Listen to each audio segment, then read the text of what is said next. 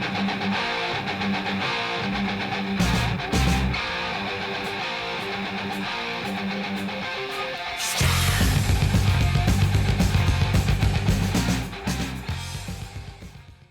guys, welcome to the Talkin Bout Football podcast. This podcast is sponsored by the NFLwire.net. I'm JT, and alongside next to me is Chris. How you guys doing? And today we're going to be talking about all the news going around the NFL and getting you ready for a big week 3 in the NFL today. So let's start with our week 3 picks.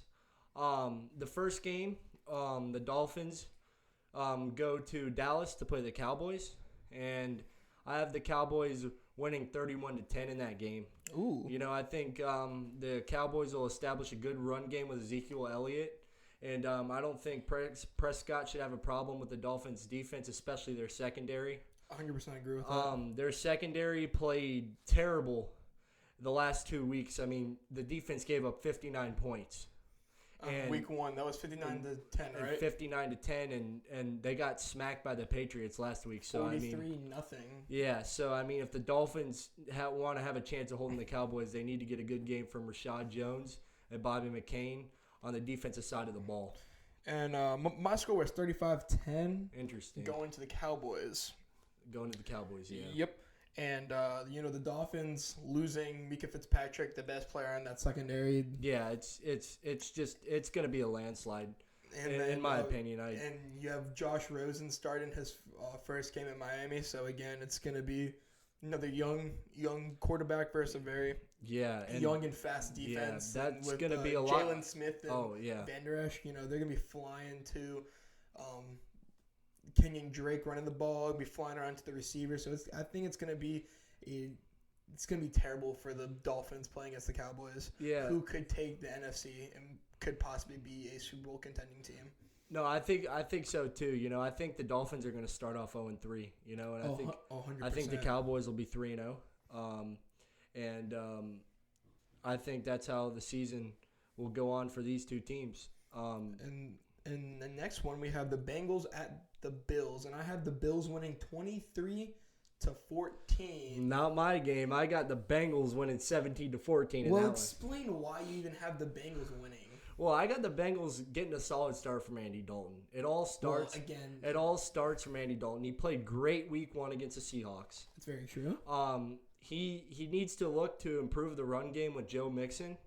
I think the Bills are going to have trouble moving the ball with Josh Allen. I think they're going to hit a roadblock. With Cole Beasley and John what's the wide receiver's name? Cole Beasley, John Brown. Yeah, John Brown. Well, I mean, I don't know. He has good weapons. I don't know. I don't know. The Bills really need to show out if they want to win. I think the Bengals will get the best of them. But the Bengals are also very inconsistent. Andy Dalton's probably one of the most inconsistent quarterbacks I think I've ever seen in this game. So he goes from having a 400 passing yards in week 1, and then going to 2-something. No, but I believe Andy Dalton will sneak out with a win. Against Buffalo. I think the Bengals will win 17-14. But the Bills have such a good defensive secondary with Micah Hyde, Poyer. I don't know. Tre'Davious White back there too. They have a good secondary. No, they do have a good. They have a good secondary, but I think Andy Dalton and the Bengals. I just think they pull this one off. We'll see what happens. Interesting decision. Yes, sir. Between the both of us, we'll see what happens. Our next game. We have the Lions at the Eagles. I have the Eagles beating the Lions 17-13. I have Eagles beating the Lions 17-7. So the Lions need to have a good game plan by Matt Patricia. That home crowd of Philly is going to be they're one of the loudest in the NFL. Everyone can make an argument for that. Expect to see Carson Wentz have limited options with Miles Sanders running the ball and their backup wide receivers because Deshaun Jackson's out, but I still think Carson Wentz is good enough to find his backup receivers down the field, and I think they'll get it done against the Lions secondary. Yeah, you're going to be, with the Eagles missing Deshaun Jackson, Alshon Jeffrey, The offense is going to run through Nelson Aguilar and Zach Ertz the entire time, and if they can get the ball running with Miles Sanders and Jordan Howard and even a couple passes out of the backfield, Darren Sproles, the offense could be kind of deadly against the Lions team, and the Lions going to have running the ball. I think so too. And the Lions want to run the ball with Kerryon Johnson, but they're going to stack the box. I think the Eagles defense will have a big day tomorrow.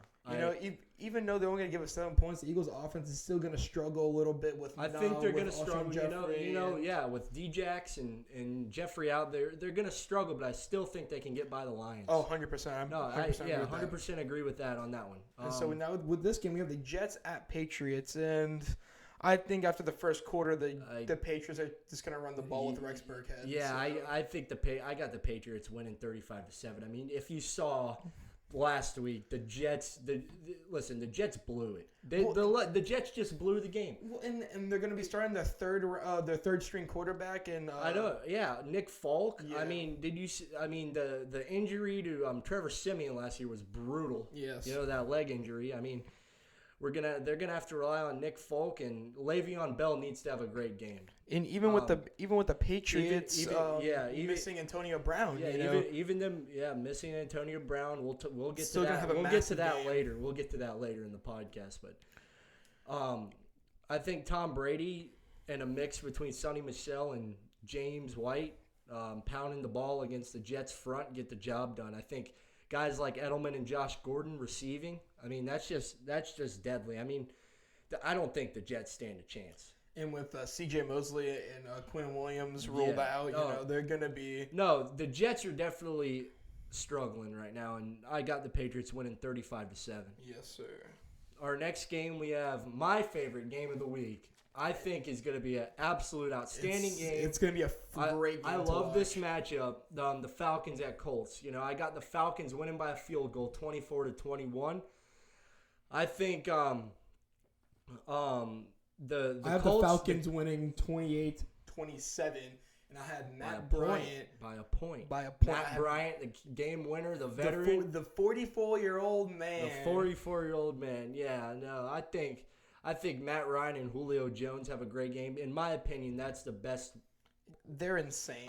That's the best quarterback wide receiver combo in the league, in my opinion. And there's no debating that. Julio. There's no debating that. I think the Falcons defense will come up big and get a big win for head coach Dan Quinn. But on the Colts side, I mean, if they want, I think they'll get Jacoby Brissett will get going, throwing the ball to Eric Ebron and guys like that, but I just think T.Y. Hilton I can see having a big game. No, I can see him having a big game, but the thing is that I just think the Falcons are going to be too strong for the Colts on Sunday. Oh, 100%. And I'm with Devontae Freeman, he's been running the ball all right, but it's going to be the whole Matt Ryan's going to be throwing for 50 passes. Matt Ryan, I think Matt Ryan's going to go off. Yeah, I think he's going to have a good game. I have them at 24 points. Finishing with 24 points. Yeah, he's going to throw for 50 passing attempts. It's going to be Calvin Ridley and Julio Jones and Mohamed Sanu and Austin Hooper.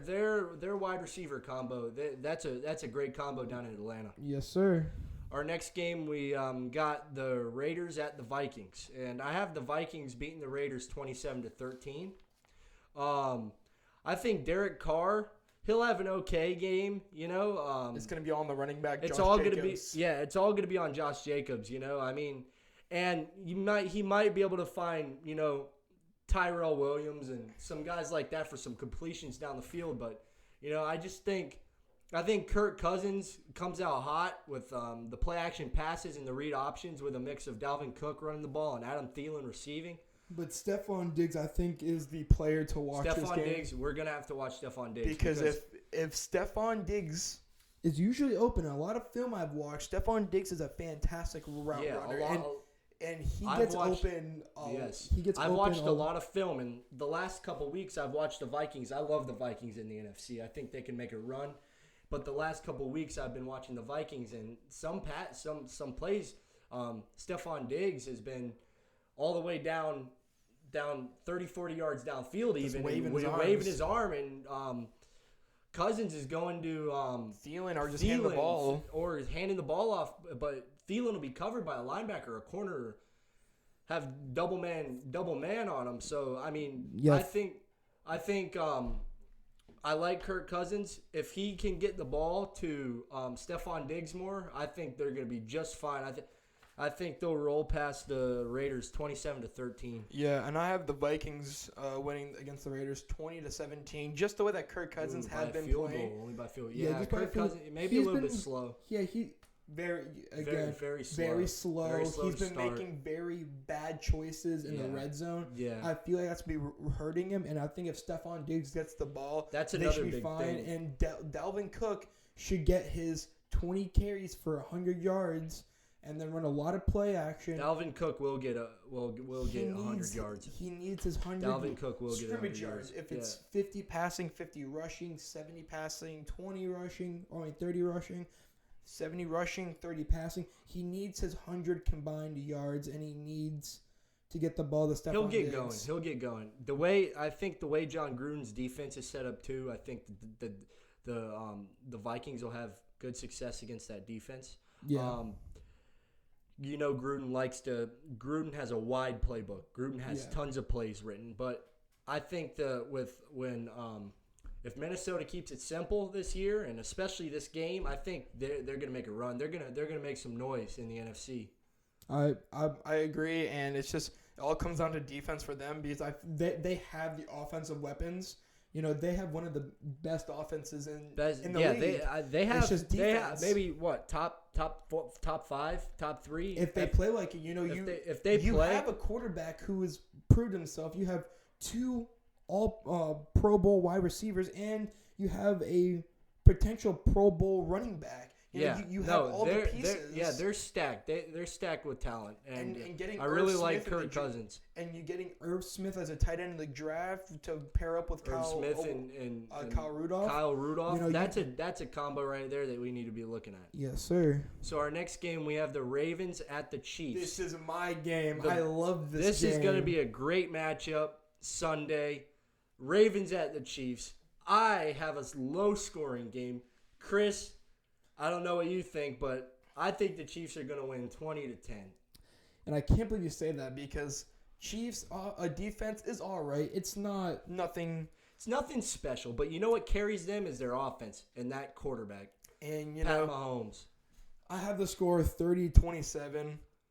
You're thinking it's going to be a game like last year with the Chiefs and Rams. And that high scoring. And it very well could be a score where it goes up to 45-42 type game, for sure. With the way the Lamar Jackson, he's been playing he's been playing like an MVP, he has, but they played the Miami Dolphins. Yes. So we got some we can debate with Lamar Jackson, but I still like him.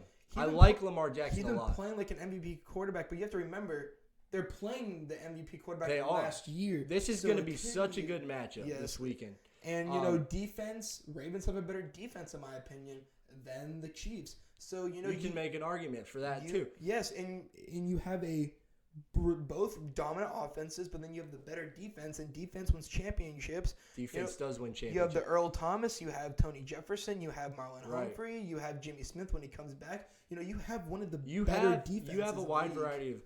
And another point I wanted to make is Arrowhead Stadium, very true, loudest stadium to play in the NFL. Any road team coming in there, and you can't even debate and you can't hear it. Any road team coming in there is going to struggle. But and another thing is you can't even debate that Arrowhead is going to be the loudest stadium in the NFL. It is the loudest, and Seattle's right behind it. Yes, 100%. But I think every time the Chiefs play at home, they do a great job of taking advantage of their opponents most of the time. I think and I think Andy Reid's one of the best offensive minds in football history, in my personal opinion. And I feel like he's going to put some weird plays in there to make the offense succeed. And this weekend, I like the Chiefs secondary with Daniel Sorensen and Tyrann Mathieu. Yeah, I think they're going to have a good game. Yeah. I don't think Mark Ingram gets going. I think he runs into a little bit of a roadblock.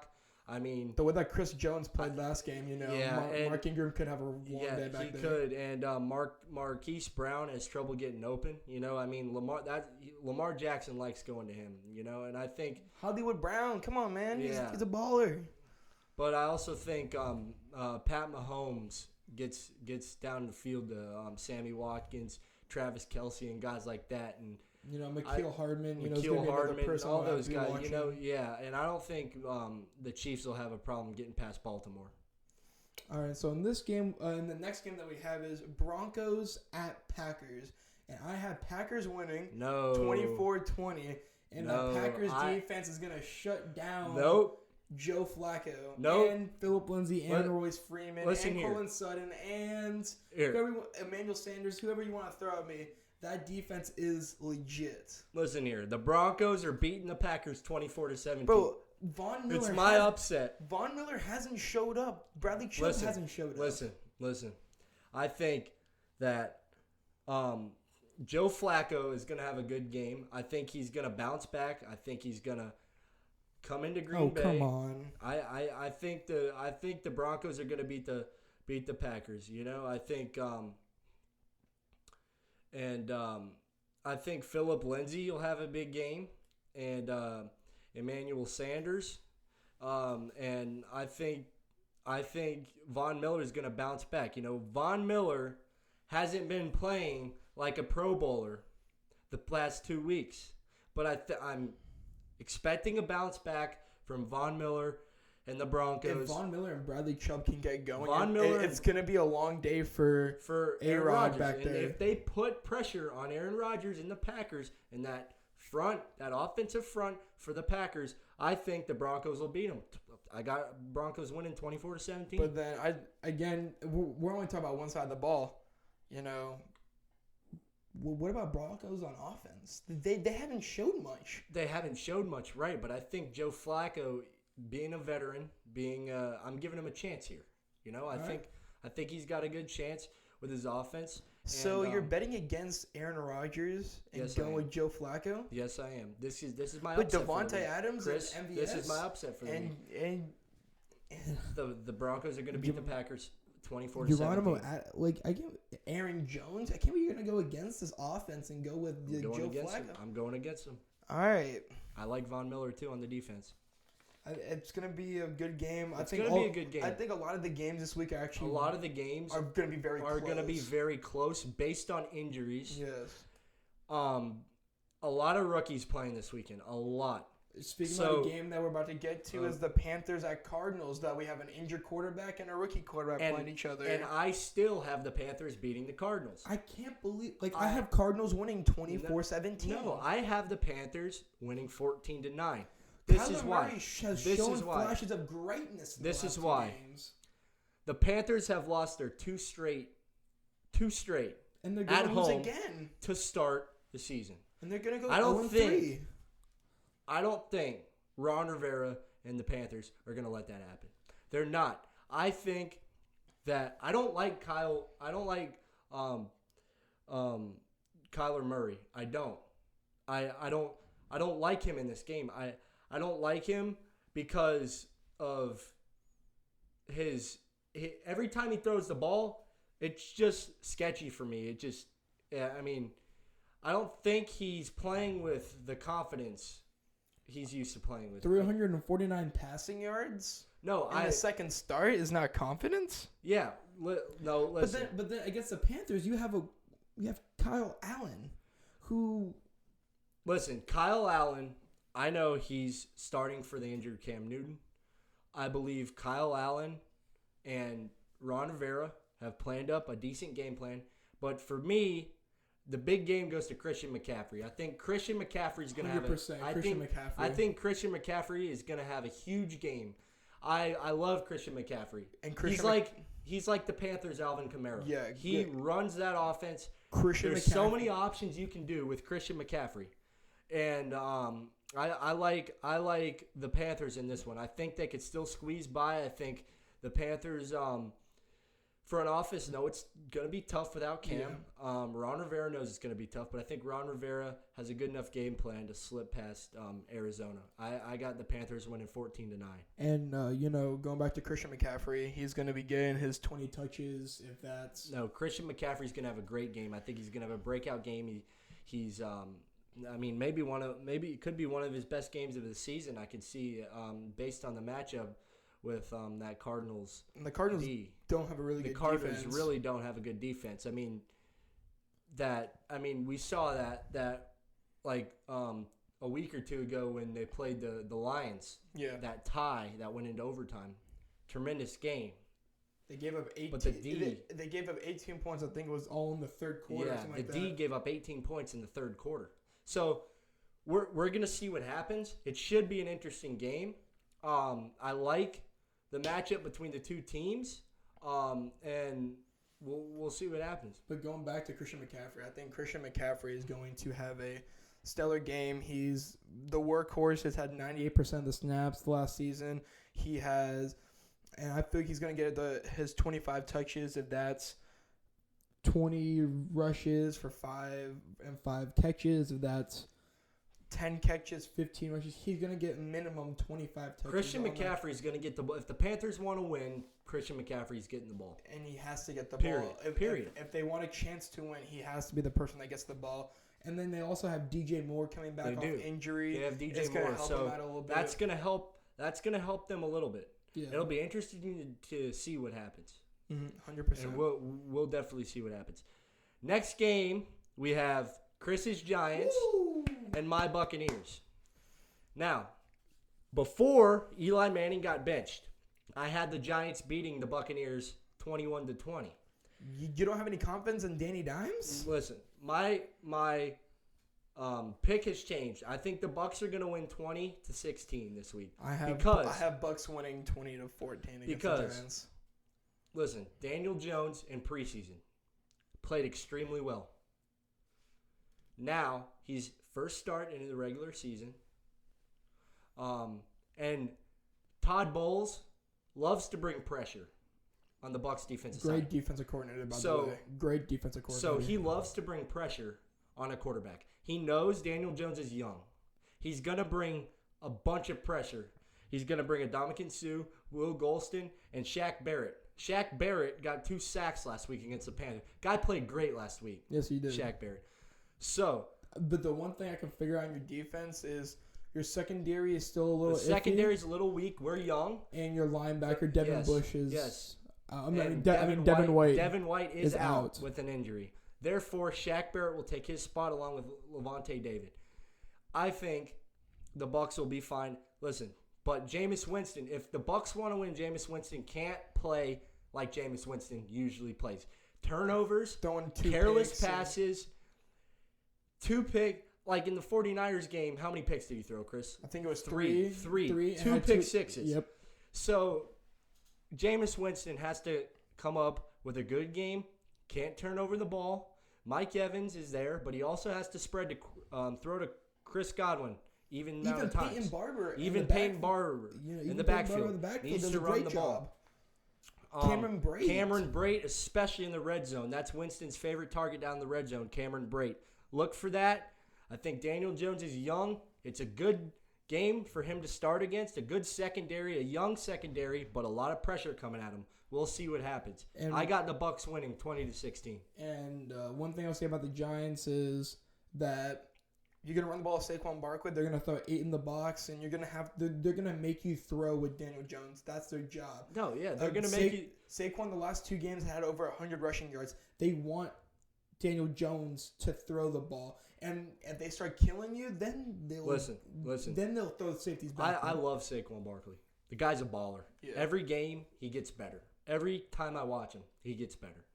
I think Saquon Barkley has a big game tomorrow. I really do. I think Saquon Barkley if the Giants runs want a chance to win. If the Giants, they need Saquon. Same thing with the Panthers. It's like the same thing. You need to give the ball to McCaffrey. You need to give the ball to Saquon. Even Barkley. The next game we're talking about, the Saints at Seahawks. The big guy of the game is going to be Alvin Kamara. With Teddy Bridgewater throwing him the ball against that Seahawks defense, you're going to need Alvin Kamara to run the ball, and I have the Seahawks winning. This was my game of the week. Yes. Until Drew Brees got injured. I loved this game. I still like the game, not as much. I had the Saints winning before Drew Brees got injured. Now I got the Seahawks winning 20-13.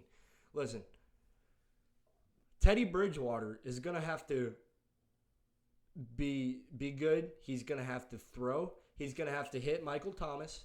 He's going to have to hit guys like that. He's going to have to give the ball to Alvin Kamara. Alvin Kamara is going to have a great game in my opinion. I think Alvin Kamara is going to go off tomorrow. But the offense has great weapons. You have Michael Thomas, Traquan Smith, Ted Ginn, and Alvin Kamara. All these guys. Alvin Kamara. They have the weapons to succeed with Teddy Bridgewater, but it's Teddy Bridgewater's skill. Now, Drew Brees won't be back for at least 6 weeks. Yes. Now, Teddy Bridgewater, it's up to him. If the Saints want to make the playoffs, he's got to come up with some wins. And that Seahawks defense is disgusting. That Seahawks defense is nice. I really like their defense, But also, on the offensive side of the ball with the Seahawks, Russell Wilson going to Tyler Lockett. If Tyler Lockett's matched up against a guy like Eli Apple's terrible. Trash. He's awful. He's awful. Blows coverage all the time. Yes. And look for the long ball. Russell Wilson's going to take advantage with the long ball. And with DK Metcalf on... Well, okay, it only depends, if Marshawn Lattimore is on DK Metcalf, it's going to be a little bit of a harder battle than... It is. Eli Apple, but if Apple's on Metcalf, I'm throwing the ball to Metcalf 10 100%, 10. Because Eli Apple... Did you see against the Texans how many coverages he blown? Oh my god, he's a really bad cornerback. No, I know I'm a Giants he's just fan, a bad. I've seen him week in and week out. He's not very good. And then you have that Seahawks second. And you have that Seahawks line with the addition of Jadeveon Clowney, their first round pick. Clowney. Colliers. LJ Collier. Yeah, LJ Collier. And you have Ziggy Ansah getting his first start this week. They have a fantastic defensive line that they're just going to be throwing at Teddy Bridgewater. Yeah, no. I think they're going to bring a lot of pressure on Teddy Bridgewater. And I think that the Seahawks are going to win 21-13. And I have Seahawks winning 27-17 against the Saints. And Seattle is probably the second loudest stadium. So we'll see how Teddy Bridgewater does with all that noise. In this game, we have the Texans at the Chargers. I like this game a lot. I love this matchup. I have the Texans winning 21-17. I have the Chargers winning by a point, 14-13. They kick a winning field goal. This is why, okay? The Chargers played. How bad did the Chargers play against the Lions? That was probably. They blew that was the game. One of the worst. They blew it. That was probably one of the worst games I've watched in a while. The Chargers. I think the Chargers bounced back this week, being at home. Don't get me wrong. Deshaun Watson, playing great. I think Phillip Rivers is going to have a great game. I think he's going to throw for multiple. I think he's going to have a good game passing. Also, I think Keenan Allen's going to be a big target for him. Keenan Allen. Austin Eckler out of the backfield is going to be someone. Yes. But then, you look at the Chargers and they lost their tight end Hunter Henry. Was going to be a massive part of their offense because they were going to re-sign Antonio Gates. They did. Until Hunter Henry came back and they're like, nah, Antonio Gates, you're old man. We don't need you anymore. We have Hunter Henry coming back. And then week one he gets hurt. Watson will find DeAndre Hopkins and Will Fuller. Those are Kenny Stilts as well. Those are his go-to guys. But I think the Chargers defense has a good game. I think the Chargers hold the Texans to 13 points. I have the Chargers winning 14-13. Well, and you think, I have a bet for you as well. All right, let's go with the bet. So I have Phillip Rivers will throw a last-minute pick to free safety Justin Reed. Well, because I've seen Phillip Rivers, he's going to be throwing down the ball. You're losing by 4, so you can't just settle for a field goal and tie and go in overtime. You have to score a touchdown, and Phillip Rivers can get a little wild on his throws. So he can get a little wild, especially when he's hurrying. Yes, and I have Phillip Rivers reminds me a lot like Baker Mayfield in that standpoint. Throws the ball wild, throws the ball a lot when he's in trouble, and No, he does. And but I feel like Justin Reed. I think his veteran presence takes over in this game. I think the Chargers will win, but I will make that bet with you. We'll talk about that bet next weekend on our podcast. See if Chris was right. I'm going to be, by the way. So our next game, we have the Steelers at the 49ers. I have the Steelers beating the 49ers 13-10. I think it's going to be a low-scoring game. Big Ben's out. And that's a problem for the Steelers. That's a big loss for them, San Francisco, Nick Bosa is questionable. Yes, and and that D-line is still nasty. That D-line. Eric Armstead, D Ford, who's also questionable. Yes. Nick Bosa. I'm missing someone who I should know. DeForest Buckner. Right. Great defense. I think the 49ers defense has a good game, but I do think the Pittsburgh Steelers, I think their defense has a better game. I think it's a game of defense this game and a game of field goals. I believe in the leg. I believe in the field goal this game. I think the Steelers come out up top. I like Mason Rudolph and Juju. I don't like the Steelers this I game. Like Rudolph and Juju. Just because of James Conner, you don't know his health. You don't know how he's feeling. Yeah, but Juju Smith-Schuster makes any quarterback look good. Again, I 100% agree with that statement. I think he will carry this team. He knows what has to be done. He knows his main quarterback is not playing. But he still has to come out and show off. Here's my thing. I think the Steelers win 13-10. Here and again, I agree with you just right there. But I'm gonna take a step back right here. And Richard Sherman's gonna be on Juju Smith-Schuster. Yeah, Richard Sherman. That'll be a good matchup. Don't get me wrong. It's gonna be a press man coverage, and that's what Richard Sherman excels. Richard Sherman loves the press coverage, and he's gonna be on the press. And he excels in that too. He's very good in press coverage. And that defensive line is gonna get to Mason Rudolph, and your linebacker Kwan Alexander's be flying around the field. Kwan Alexander's back. That defense is going to be really nasty. Yeah. I'm not sold on the 49ers, but they will go 3-0, and I have another bet for you. It's my second bet. Mika Fitzpatrick will get his first career interception. I agree with that. Yes, I do agree with that. Mika Fitzpatrick's going to be coming out with his hair on fire. Okay. He just got out of the worst team in the league, so he's happy. Yes, he got out of the Miami Dolphins. The Dolphins are terrible. They're just a bad football team. And we can all say that. And they're probably one of the worst teams ever assembled right now with losing everyone. They need their rebuilding stage. But going back to the point, Mika Fitzpatrick's going to come out and be playing with his hair on fire. I think the Steelers are able to top the 49ers. I think the Steelers are they have a chip on their shoulder, okay? Their best quarterback, their starter, is out. So they're going to need to send a message, and they're going to need to play their A game in order to win. And I think they'll do that. With a lot of rookie, they'll do that. And with a lot of new rookie quarterbacks and a lot of young quarterbacks, they love the tight end. So I could see Vance McDonald having a pretty good game in there as well. So I can see what you're saying, but I definitely have the 49ers with that defense. They're 2-0. They scored 41 points last week. I just have the offense rolling.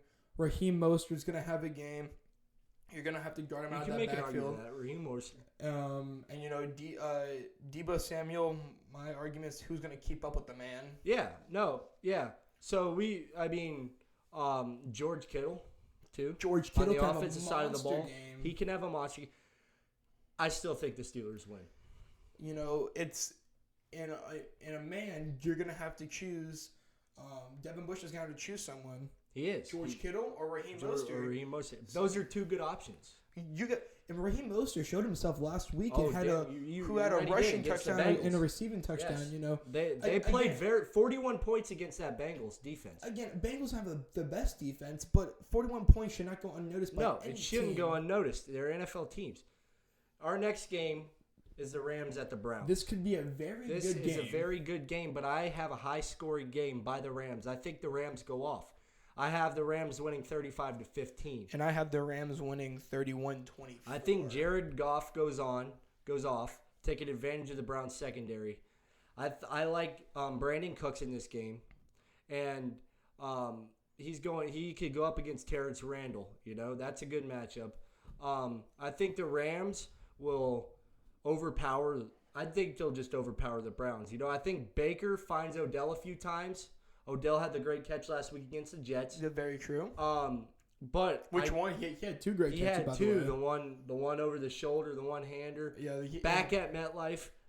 My point is, I don't think Mayfield and Odell can connect enough times to beat the Rams. Sean McVay and the Rams are just too good. I like the Rams in this game.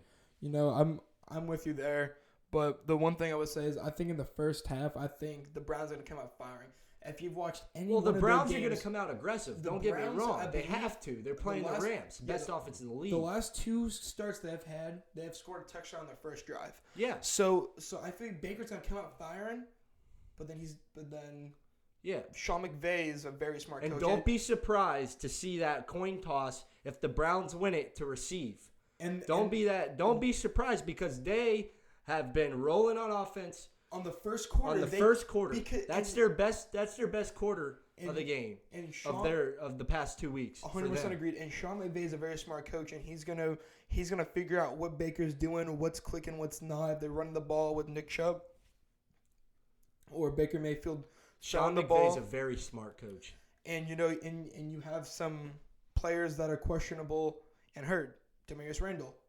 Out for the game with the concussion. Yep. You have David Njoku out.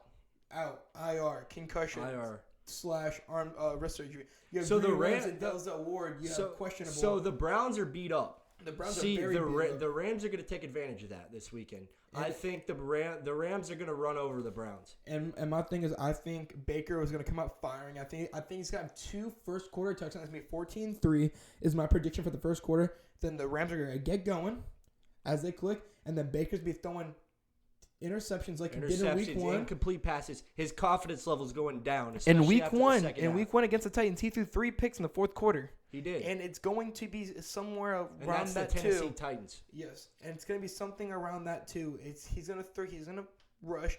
I'm calling the same thing like Phillip Rivers. They're going to rush. They're going to throw the ball. They're going to be down, and they're going to have to score a touchdown. And they're going to be throwing interceptions, and that's my prediction about what's going to happen and against the Rams versus Browns. Yeah.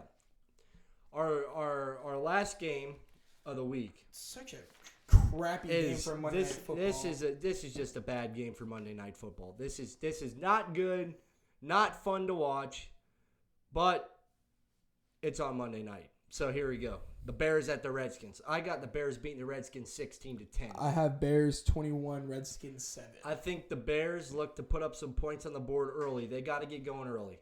Okay, with Trubisky. Listen, Trubisky. I don't like Trubisky. Don't get me started on Trubisky. He shouldn't have been drafted when he was. He's not a good quarterback. But I'm gonna stop you right there. Neither is Case Keenum. I'm gonna stop you right there. Let's think about the draft. They drafted Mitchell Trubisky over 1, Patrick Mahomes. 2, Deshaun Watson. Who are look at both of them now. And some of the best quarterbacks are in the league right now. And Mitchell Trubisky, don't get me wrong, is on a very good defensive team. But imagine putting the defense bails him out a lot. Patrick Mahomes on a defense like the Bears have on their defense. Exactly. They would be like the Golden State Warriors of football. It wouldn't even be fun to watch anymore. But I do think Trubisky gets the Bears 16 points. Again, another game I believe in the field goal. I believe in the field goal. Trubisky gets the Bears 7 points, and their defense gets them 14 points. I'm calling 2 defensive scores this week. 2 defensive scores. Hey, it could be possible, Their defense is playing way better than their offense. And they're not going to hand the ball off to AP. Jay Gruden already said that he doesn't like AP. Jay Gruden doesn't like AP. He does not. He wants Geis, but Geis is hurt, so they're going to have to run with AP, but they don't want to. And they're going to throw the ball, and that's where comes the pick sixes. I'm calling 2 pick sixes. Chris, another guy I'm looking at in this game, a big factor is Akeem Hicks. Akeem Hicks is going to be I think Akeem Hicks is going to have a great game, coming off that outside. You're going to double team Khalil Mack on one side, and then Akeem Hicks is going to come off the left side. Khalil Mack's going to get double teamed, and Akeem Hicks is going to be out there. You better not leave him alone, or else it's going to be a long night for Case Keenum. And Trent Williams holding out of a contract extension. Yes, I love the Bears' defense. Not the offense, but the defense. And a quick, Eddie Jackson, free safety for the Bears, is also questionable. He is questionable. So that could be a loss. That could be a factor. Yes. But as of right now, I got the Bears beating destroying the Redskins 16-10. So that'll do it for our picks for Week 3. We'll see what happens this week in the NFL. Let's move on to some topics, get you updated on all the news going around the NFL. Let's start with the Dolphins, Chris. So we have the Dolphins, and we have the Minkah Fitzpatrick trade to the Steelers for a first-round pick, as you kind of all know at this point. It was been very interesting. Minkah Fitzpatrick was going to go somewhere. I didn't think it was going to go this early. I actually didn't think he was going to the Steelers. I thought he was going to go. Great pickup by Pittsburgh. Great pickup by Pittsburgh. And, having Mason Rudolph go in there, it helps out your defense a lot. If your defense is going to be on the field a lot, helps their defense out. So it's a great pickup by the Steelers. And the thing for the Dolphins is that they're getting that first-round pick. They have 3 first-round picks. They have 3 first-round picks. They need the rebuild stage. We all know this year is going to be nothing but it's going to be an 0-16 year. Nothing but garbage for the Dolphins. But if you're a Dolphins fan, a positive thing to look on is those 3 first rounders in your rebuilding stage. This is the rebuilding stage. The Dolphins the past 2 weeks have just been getting demolished. I think they've been outscored by 92 points. Something in that matter. It's been crazy. It's just been crazy. I think it was 94 points, something like that. It was something crazy. Yes. But the Dolphins did claim defensive end Taco Charlton from the Cowboys. And I think this is one step going to the rebuild. They do. I think first round pick in 2017. Taco Charlton is a great player. I think he's a good pickup for the Dolphins. Probably not where he wanted to end up, but when the Dolphins have the number 1 waiver pickup because you're the worst team in the league, you get the number 1 waiver pickup, and as you saw, a lot of teams wanted him. A lot of teams wanted him. But the Cowboys wanted to trade like a 3rd round pick for him, and you weren't going to pay that. You're not going to pay that for Taco Charlton. But Taco Charlton is a one piece to the rebuild. He's a good pickup by the Dolphins. I think he's good about the rebuild. He was a 2017 he is a young first-round pickup from the Cowboys. Yes, he was. And he's going to be, I think in my mind, be very smart for the Dolphins. One less position you have to worry about is another defensive end, and he's going to be a person. And the Cowboys is a team to worry about. We'll get to that in just a minute. Yep. But then, you get Taco Charlton, and then you're like, we spent a 2nd-round pick on him this draft. Well, you didn't spend a 2nd-round pick on him. You traded a 2nd-round pick from the Cardinals, and you got from the Cardinals Josh Rosen. Who's going to be starting this week over Ryan Fitzpatrick. Yep, and I think it's going to be very interesting. I'm glad this actually happens. Well, Ryan Fitztragic. Okay, Fitztragic. Because these last 2 weeks were just horrendous. Horrendous. And I'm very glad he actually is going to get. He's going to get a start that I feel it's about like time. He needs to get the start. He has to get the start. What else are you going to do? You spent a 2nd-round pick on him, which is very high money. Give the guy a chance. Very good. Give the guy. What do you got to lose if you're the Miami Dolphins? Exactly. You know what I mean?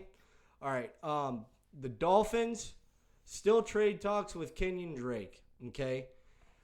If they don't get an answer from him, it looks like Kenyon Drake's going to be gone. But the Dolphins, we all know they're 0-2. About to be 0-3 tomorrow. Outscored by 92 points in the first 2 weeks, Chris. 92 points the first 2 weeks. That's just pathetic. And sounds like a Fitztragic to me. Kenyon Drake is probably thinking about tons of stuff. But the Falcons, Redskins, and Bucks are looking at him. Chris, what's the best team for Kenyon Drake? I think, in my personal opinion, he needs to go. He's not going to be the number 1 back. He needs a complimentary back. He's not going to be the number 1 back. He's going to split time. And I think a team who I think right now is going to be the Houston Texans. And Texans? I like him going to Houston Texans.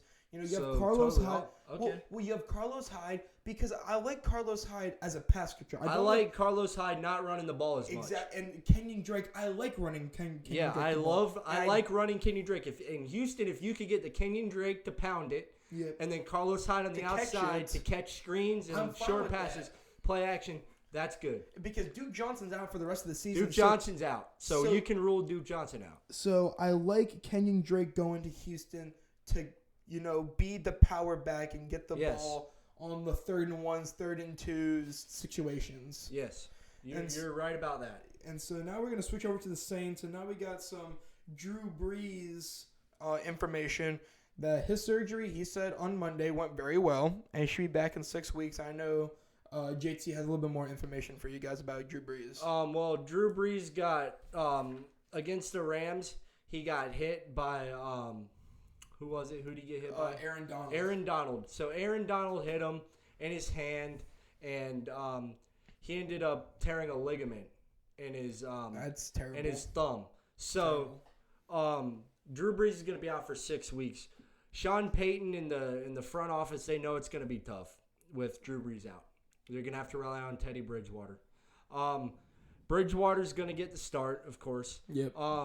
Drew Brees is supposed to miss he's going to miss the next 6 weeks.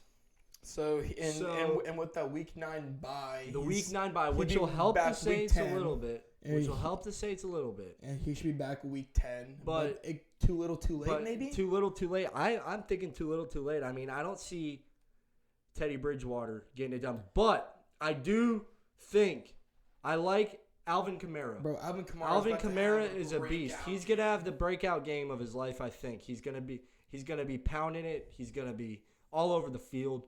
Watch Alvin Kamara. Like we said earlier, but about a Week 3 picks, he's gonna get his 25 touches, and that's some passing, some rushing. He's gonna get his minimum 25 carries or touches, and he's gonna be just going balls to the wall. And Alvin Kamara is gonna have a fantastic game. And then we have something about... And I got a little bit more about the head coach. So Sean Payton did sign a 5-year extension with the Saints, which is amazing. I think congrats all you Saints fans. You have one of the best coaches in the league for no 5 years. Congrats you Saints fans. Yeah, one of the best coaches in the league, if not the best. Sean Payton has played a huge role in getting the Saints in their prime seasons the last few years. Even though they didn't make the Super Bowl last year, they're a championship caliber team, Chris. We could both agree with that. And one thing I would say about Sean Payton is he fought for his players, he fought for his team, and got the whole pass interference rule this offseason. So as you see, he's a players coach. The guy's willing to fight for his team. Yeah. I love a coach like that. Listen, Drew Brees is hurt. He knows that. He's gonna have to come up with a good game plan. And that's what with Teddy Bridgewater. That's what makes him such a good coach. And listen to this. I got you. He's the most successful coach in Saints history. Has 127 wins, including playoff wins. That's also had the highest winning percentage in Saints coaching history. So he deserves the extension. So congrats to Sean Payton on that. And the one thing I'll say about Sean Payton is there's only a few coaches in this league that can turn a backup quarterback into someone good. And if it's anybody, it's him. You have Bill Belichick, Sean Payton, Sean McVay, and Andy Reid. Some of the best. Only coaches that can do something like that. Yep. Turn a backup quarterback into a star. Yep. All right, and then now let's transfer over to the Dallas Cowboys. Okay, so Amari Cooper, he is looking for an extension. So the Cowboys have deep desire to sign Amari Cooper for an extension. Last year, he was a huge boost for the Cowboys offense. He totaled 53 catches for 725 yards and 6 touchdowns in just 9 games with the Dallas Cowboys. It formed a good passing attack. Pro Bowl season last year. Well, and the Cowboys traded a first-round pick for him, and people are like, well, that's dumb. Amari Cooper isn't good. Amari Cooper is young, very young. He's in the prime, and you trade him for only a first-round pick. And, now I think he's one of the best. He's Amari the best Cooper receiver is in the the best NFC receiver East. in the NFC. Well, he's not NFC. I think NFC East. One of the best in the NFC. He's the best. He's up there. And he's the best in the NFC East. The only good, really wide receiver you had was OBJ, but now he's in Cleveland. Yeah, he's in Cleveland. So now Amari Cooper is the best receiver.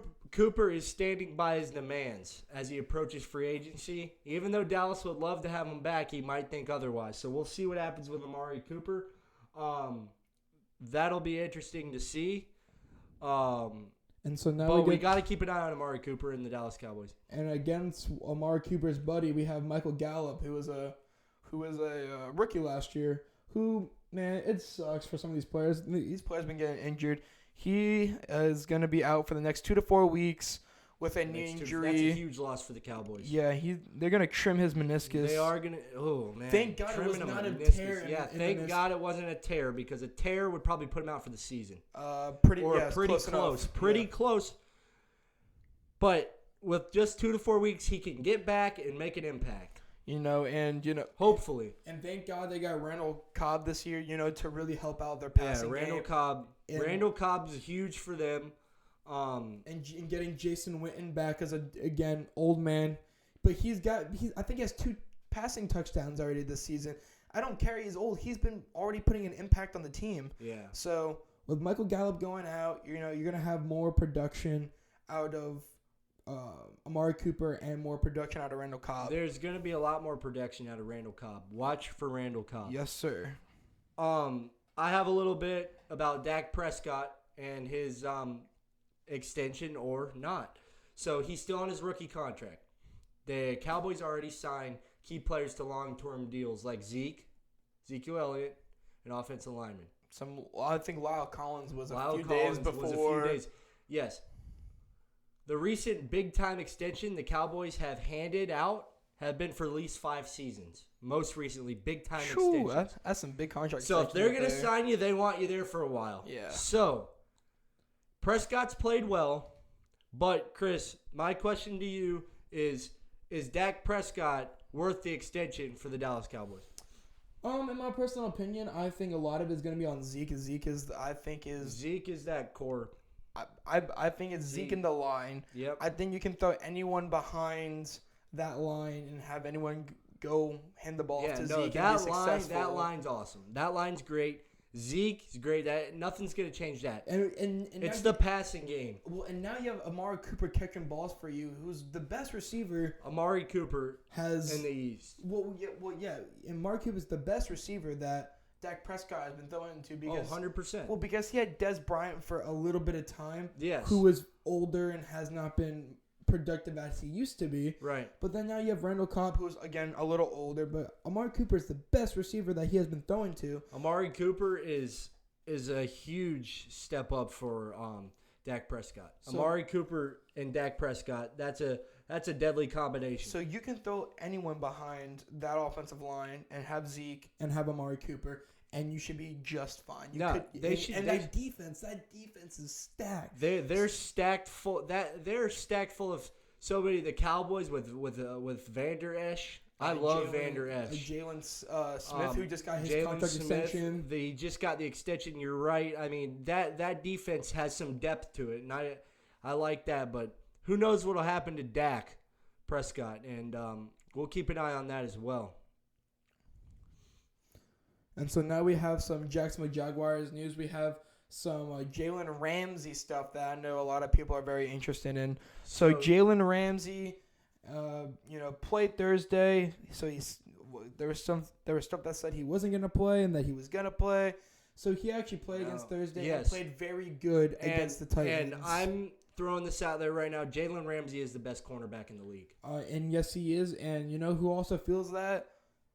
The Jacksonville owner, who was willing to make Jalen Ramsey the highest paid cornerback in the league. And I'm telling you this, I do like Jalen Ramsey. If he does leave Jacksonville, I do like him in Baltimore. I think he can help out that Baltimore secondary. I think Baltimore will be stronger on the defense with Jalen Ramsey, and I think he will love being a part of that secondary. And that secondary is going to be, John Harbaugh can run his dime look with, Jimmy Smith on the outside. John Harbaugh will do a bunch with Jalen Ramsey. You can be flexible with Jalen Ramsey. Move him all over the field. And you have Jalen Ramsey as your starting cornerback playing against the best receiver. Then you have Marlon Humphrey, who's the other cornerback. Then you have Jimmy Smith, who can play that slot cornerback safety look. Then have Tony Jefferson and have Earl Thomas back there. Earl Thomas. It's looking like one of the best secondaries in the NFL. Oh, yeah. If you add Jalen Ramsey. If you add Jalen Ramsey. I think Baltimore is a good contender in the FC too. And if you can add Jalen Ramsey. Now, Jalen Ramsey will not go to a division opponent. I know. He wanted to go to Tennessee and wanted to go to He's not going to be in Nashville. Nope. He's not going to Nashville. And he's not not going to Indianapolis. He's not going to Indy. No. I like him in the Ravens. I think that would be his go-to spot. And so, I have a question for you now. Go ahead.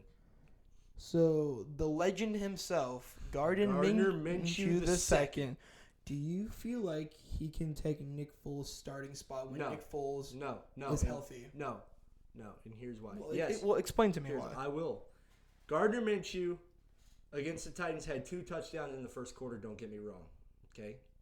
Good game. Played a good game. Jags came on top.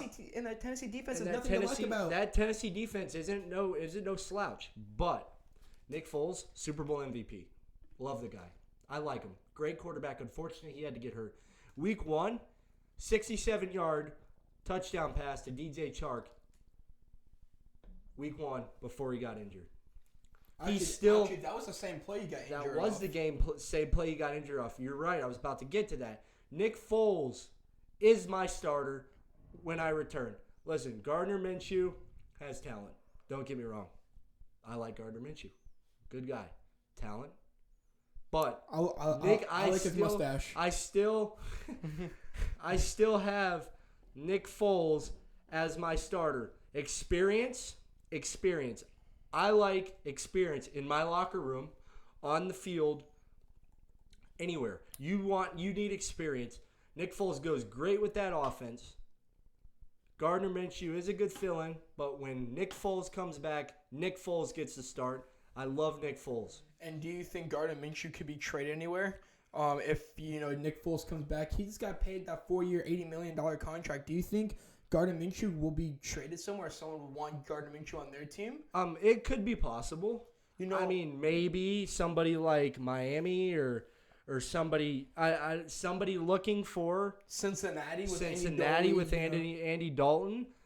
There is possibilities always. Right now, Minshew has to worry about winning games without Nick Foles. And the Jags have to worry about winning games without Nick Foles. But to answer your question, when Nick Foles comes back, I'm going with my Super Bowl MVP in the last couple. All right. I like it. And I like Nick Foles when he returns. Now, let's talk about the New York Giants. So, Daniel Jones gets the start down in Tampa this weekend. Daniel Jones, preseason, played great. He played great. He's young, very young, rookie. First regular season start coming up on Sunday. And I think in the preseason he went 29 for 34 with 4 touchdown passes. He did. He played a great game. He played great games in the preseason, a bunch of great games. I like Daniel Jones a lot. I think he has a bunch of talent. He has potential. Yes, Daniel Jones has a bunch of talent. I think he plays a good game against the Bucs. The Bucs are going to bring pressure, like we said earlier. Yep, they're going to put A in the box, and they're going to Todd Bowles is coming at him. Make him throw the ball. Make him release the ball quick. He will throw. Predicting 1 or 2 interceptions. And again, that's reasonable. He's a rookie. He's going to throw an interception or 2. But the Giants have nothing to lose. 0-2. Eli Manning's just not getting it done. And Daniel Jones is a good decision. Pat Shurmur made a good decision to start Daniel Jones against the Bucs. I like the decision. And, when someone gets a start, someone gets the bench. So Eli Manning got the bench. Eli Manning got the boot. And with Eli Manning getting the bench, Daniel Jones comes up. And then with Daniel Jones coming up, Sterling Shepard is now coming back. Which is fantastic for Daniel Jones. You get the number 1 receiver in New York to come back with your Sterling Shepard and Daniel Jones. With Evan Ingram Look and for that. Saquon, it could have a nice little combo together. Evan Ingram, Sterling Shepard, Daniel Jones. I like that combination. Yeah. I do. Those veteran guys are going to have to take over, and he's a rookie. Yeah. He has a lot of learning to do. But I do like Daniel Jones. I do think Daniel Jones will have success, just not this weekend as much. Yep. Because he needs to get into a rhythm. He needs to get his feel. He needs to get professional rushing. And he played tons in college. A lot. He was a 4-year player at Duke. 4-year player at Duke. So, but he hasn't experienced a defense at the NFL level. So it'll be interesting to see tomorrow how Daniel Jones will. But I'm glad he's getting a start. Yep. But Cody Latimer is out with a concussion. So it's like a roller coaster for the Giants. And it takes Sterling Shepard back, Cody Latimer out with a concussion. And it's like it's up and down. It's up and down. And Cody Lattimore is going to be the number 2 Just on that team. Just a bunch of bad luck for Giants fans. It is. And, Cody Lattimore is going to be the number 2 on that team. When Golden Tate comes back, he'll be the number 3. So, he's one of our starting receivers. No, he is. He is. Cody Latimer is a big loss for you guys. Daniel Jones needs all the options he can get to toss and football. And it's going to be a rough it's going to be a rough few weeks for the Giants. It'll be a rough few weeks. But I do like the talent in some of the New York Giants. I do think they have potential. Let's go to the Eagles. All right. Philadelphia Eagles. Let's see what we got there. So, Deshaun Jackson's out. Abdomen injury. How big is that? I believe what I read, it was about 2 to 4 weeks. He should be out. 2 to 4 weeks. So, he still can come back and have an impact. And you remember, he just got off a broken finger, too. Happened in the preseason. Played, I think, 2 games in the preseason and did not play anymore. And then came back, and then week 2 comes around against the Falcons, had an abdomen injury. So he's older, so he could be getting injury prone. It could be but it could be bad for the Eagles. Right, you're right on that. Deshaun Jackson loves the long ball. We can both agree on that. Carson Wentz, and I think last week hit Deshaun Jackson twice. Yep. For what, a 50-yard? For a 51 yard and a 53 yard. That's what it was. Got it right here. And he loves the long ball. One of the fastest receivers in the NFL. 100%. That's going to be a big loss for the Eagles. We'll see. And another massive loss for the Eagles receiving core was Alshon Jeffrey. Alshon Jeffrey is on the other side. Ruled out with a calf injury. So those are 2 big losses for Carson Wentz. It's going to be interesting to see how he distributes the ball between the 2 receivers. I still have the Eagles winning. Yes, and I do too. But they also have Nelson Aguilar, Zach Ertz, and they also have their new draft pick. Ertz, Nelson Aguilar. They have JJ Hawan Whiteside, or whatever his name is. Yes, Whiteside. So I think the Eagles will be okay. They have depth. Yes, they're going to run the ball with Jordan Howard, Miles Sanders, and Darren Sproles. They're all going to get their carries. They're all going to get their touches. Yep. So I feel like on the offensive side of the ball, they should be fine. Their defensive side of the ball is what I'm a little worried about. Yes. With their interior defensive line was Malik Jefferson. He's out for the rest of the season. Malik Jefferson and Tim Jernigan is going to be out with another. Out with a knee. Jernigan's out with a knee injury. I mean, not Malik Jefferson. Malik Jackson's out for the rest of the season, and Tim Jernigan is out with a knee injury. So it's going to be a rough couple weeks until Tim Jernigan came back in there and rotate in and out with Fletcher Cox. But Fletcher Cox would be playing. Cox is going to get tired, and he's going to be playing almost the whole game he's now. He's going to be playing the whole game. Well, because the one thing that the Eagles do very well is they rotate their D line. They do rotate their D line a lot. Every 3 plays, it's a big rotation, and Big 91's going to be in there a lot. Fletcher Cox. So we'll see his production how he produces. Especially late in that football game. Yep. The New York Jets. So Sam Darnold is out with mono. The old kissing disease. He's projected to be back in week 5. So we'll see about Sam Darnold. Then the Jets decided to go with Trevor Siemian, who had a gruesome injury last week. Myles Garrett absolutely boomed Trevor Siemian. Did you see his leg That was just a crunch. It was absolutely disgusting. It was disgusting. It was a disgusting injury. Hope Trevor Siemian is going to be all right. I mean, that was just a terrible injury. Myles Garrett gave him nerve damage, like permanent nerve damage to his ankle. Oh, yeah. It's just huge damage. You could tell when he got hit. It was just huge damage. And so, and you're like, all right, but the offensive side of the ball is not doing very good. We're all thinking, the Jets side of the ball is was their strong suit. That was their what? Well, see, keyword there is was. And so, and you're like, man, they got Jamal Adams. Yeah, he's doing good. He just got a $21,000 fine for that hit. And then he's like, all right, C.J. Mosley. Nope, he ain't playing with a groin injury. Either. And it's like, all right, Quentin Williams, first round pick, ankle. He's out. It's like Quentin Williams, C.J. Mosley, Jamal Adams is pissed off because he just got fined. Like, this defense was supposed to be the heart of that team, and they don't have it anymore. The Jets' defense were supposed to be the makeup of the New York Jets. Now the New York Jets are crashing. It's coming downhill very fast. It's coming downhill for the New York Jets. It's just not good. Missing a lot of players. Gonna struggle this season, Chris. Gonna really struggle this season. It's gonna be a pretty rough game. It's gonna be a rough game and a rough season for the New York Jets. Let's go to the Pittsburgh Steelers here. Big Ben out for the rest of the season with an elbow injury. Another terrible loss this week. I feel like all we're talking about is injuries. And we are. Pretty much. But Big Ben threw a pass last week, come off holding his arm. Non-contact. It was non-contact. So you could basically say he has the football version of Tommy John. And he 100% does. That's football version of Tommy John's there. I mean. And who's getting the start when he is not here? Mason Rudolph will get the start.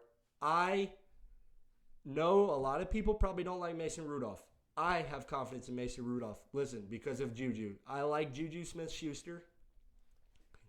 We can agree that Juju makes every quarterback look good. Juju's going to make every quarterback look good, but then the only thing I have a problem with is James Conner is questionable this week, and it's going to be rough, but Jalen Samuels could get the start if Conner is out. So we'll find 90 minutes before the game. And you got that 90 minutes. And Mike Tomlin already told us that it's going to come down to a game decision. It's going to come down to right before the game. So we'll see right before the game. The Steelers are an interesting story this week, especially this week. Let's move on to the Los Angeles Chargers. Melvin Gordon. We have a lot to talk about Melvin Gordon. So the Chargers have offered Melvin Gordon a new contract that would roughly double his salary. $10 million, but he hasn't showed any interest yet. He wants that 13. He wants the 13. He's set to make $5.605 million this year in his fifth year option of his rookie deal. Remember, he's still on his rookie deal. He needs to decide what he wants to do. Chris, is he worth the extension? Remember, I think Phillip Rivers and him have gelled pretty well. Is he worth the extension? I think the way that Austin Eckler has been playing, in the first 2 games, 4 touchdowns. Austin Eckler's been playing great. And he had 3 touchdowns in week 1. Austin Eckler has been really carrying that offense.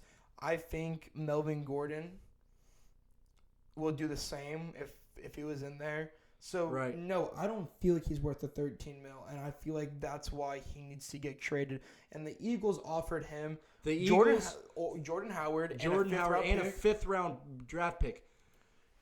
Jordan Howard and a fifth-round draft pick. Is it worth it? Jordan Howard was traded this offseason from the Bears to the Eagles for a 6th-round draft pick. For a 6th round. So you're telling me that you're going to trade me a 5th and a 6th for Melvin Gordon? No. But he's not worth the first. I don't think he's worth the first. They want a first. They want a first. They do. He's not worth the first, Chris. He's worth the third. He's worth the third. Second to third, maybe even fourth. What you're gonna have to give me maybe a fourth and something for next year. We'll see. We'll see with Melvin Gordon. And a big part of their defense was Derwin James. He got hurt. Then Adrian Phillips came in to go fill in for Derwin James, and he's been placed on the IR, and he won't be playing until at least week 9. Week 9. That's a big loss for Los Angeles. So that secondary is gonna be again. Needs some help in the safety position. for sure. So now we got to be a big loss for the Chargers. Let's see how the Chargers play. Yep. We'll see. That'll be interesting. And so now we got. I still have the Chargers winning, by the way. And now we got the big old dog pound. The dog pound. We got the Cleveland Browns. Let's see. So now David Njoku was just placed on the IR yesterday. Listen to this. He broke his wrist and got a concussion on the same play. And he needs wrist surgery. That flat out that's terrible. That's the worst luck you can have for David Njoku. Well, and he's gonna be on the high-powered offense. He was gonna high powered. He was gonna be on the high-powered offense, and he was gonna be one of the stars. The end zone threat. Not anymore. Yeah. So now and then going from there, you're like, man, this can't get worse. Yeah, it can't get worse for a bunch of teams, and especially the Browns here. And and so going through practice and hasn't practiced. He finally gets his eye vision back Wednesday. Damaris Randall is ruled out again with a concussion. Notice that word again, and that's just a big loss. Denzel Ward and Greedy Williams both ruled questionable for the game against the Rams. That's huge. Questionable is huge. They need Ward and Williams this week against the Rams. They're playing the Rams. You're already missing Demarius Randall. You're missing your core. Yeah, you're missing your free safety already out, and then you're missing your defensive. Yeah, you're missing your defensive core. It's if they don't play. If Ward and Williams don't play, the Rams are going to have a field day. A field day. We'll see what happens there. Let's go to the Carolina Panthers. A team that has a lot. Cam Newton, foot injury, not playing again. I guess we got to say it again. Another quarterback not playing. It's crazy, man. It's insane. I haven't seen anything like it. Foot injury. Last Thursday against the loss to the Bucs. Went 7 for 8 before re-injuring it in the game. And that's just crazy to me. 7 for 8. That means he could have had a really good game against the Bucs. He could have. But when I was watching that game, I knew I wasn't watching Cam. Yeah. I wasn't watching the Cam Newton. I was watching Cam Newton. I wasn't watching the Cam Newton. That's why they're 0-2. And they've dug themselves in a big hole. And so when Cam Newton's out, who's going to start for Cam Newton? Kyle Allen gets a start since Newton is out. Listen, I think that Kyle Allen I think he'll have a good game this week. I think he's going to be risky, It's going to be risky, but listen, Ron Rivera.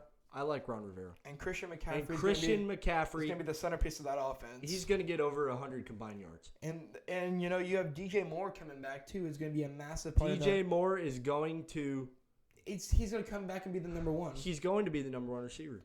And right next to Curtis Samuel and with Christian McCaffrey. The reason I think the offense could be good again, but you need Cam. Let me tell you this. The reason I think the Panthers are going to win is not because of Kyle Allen. It's because of the guys around Kyle Allen. I like McCaffrey. I like DJ Moore. I like those guys. I like what Ron Rivera has to offer for us this week. It's going to be interesting. Will the Panthers start 0-3? Yes. We'll see. I don't think so. You think so. I don't think so. All right, so we're going to move right along. We're going to go right to the Colts. So we have, the Colts defense is looking really good, but we have 2 injuries on the Colts defense. We have defensive end Jabal Shear huge loss against Atlanta. Yes, and then listen, and then you have all-pro linebacker Atlanta's offense. Good, very good, and then you have all-pro linebacker Darius Randall also ruled out this week too. Yes, against the Falcons. And the Falcons' offense is too good for you to have this defense. Both playmakers out for the Colts. I have the Falcons winning. Yes, and with this news, it makes even the Colts. Yes, this news kills the Colts for this week. And now we're going to move right from the Colts to the Buffalo Bills, and so running back Devin Singletary is ruled out with a hamstring injury. And Frank Gore, big old man Frank Gore, is going to get the bulk of the carries and going to be the main person in the backfield for the Buffalo Bills. Will Frank Gore get it done, Chris? I believe so. I don't. Frank Gore has like been Frank the starter Gore over Devin Singletary. No. But Frank Gore, I think, Not in me. the passing game is going to be rough for Frank Gore. It's going to be rough for Frank Gore. Passing game is going to be rough for Frank Gore. If he wants a chance, they're going to have to pound it with success. And our last story for today, we have Antonio Brown getting cut by the Patriots. This is the last story of the day, and do we want to talk about this? No. Do we have to talk about this? Yes. So, Antonio Brown, yesterday afternoon, the Patriots did release Antonio Brown. He was bringing tons of drama to the team, the clubhouse, the coaches, everybody around him. And they didn't want to deal with him anymore. And they didn't want to deal with him anymore. And Bill Belichick said in his interview Friday morning that they were just going to move on. They're trying to win. They're focusing on New York. And they don't want to deal with that. And I don't blame them. Listen, you want to be a good football player. You have to be all around good on the field and off the field. He does not take care of his business off the field. And that, for me, I lost all respect for Antonio Brown. Listen to this. A woman claims she got texts from him 2 years ago about sexual activity. They were uncomfortable for her. 2 years ago when he was on the Steelers. Also, a rape federal lawsuit was filed last week by Brittany Taylor, who was a former gymnast that he met at the University of Central Michigan. Absolutely disgusting. Absolutely disgusting. And prayers go out to Brittany Taylor. That's just bad. Yeah. That's terrible. Nobody wants to hear about that. Nobody wants to even think about that. And just a total shame of Antonio Brown being added on the best team. Yeah. Adding talent to a team that I think is going to win the Super Bowl this year again. Even without Antonio Brown, they're going to win the Super Bowl. Even with Antonio Brown, they were going to win the Super Bowl. They were going to win the Super Bowl either way. He only has one ring in his rookie year, and he wants another one. And this was going to be his team. And now there's reports coming out saying that the Redskins could very well get him and add the Redskins. The Redskins could very well add on Antonio Brown. So we will see. We will see in the next episode. Overall, bad decision making by Antonio Brown. Just over the top nasty. Bad. Don't like to end with that topic. But thank you guys for watching. And thank you guys for listening. We appreciate you tuning in. We'll be with you every single Saturday. Talking to you about all the news going around the NFL and getting you ready for each week of football. And me and Chris, we thank you guys for tuning in. And thank you for clicking on our podcast and enjoying it and listening through if you guys all have been. Thank you. We appreciate all you guys' support, and we'll see you next week. Peace, guys. See you.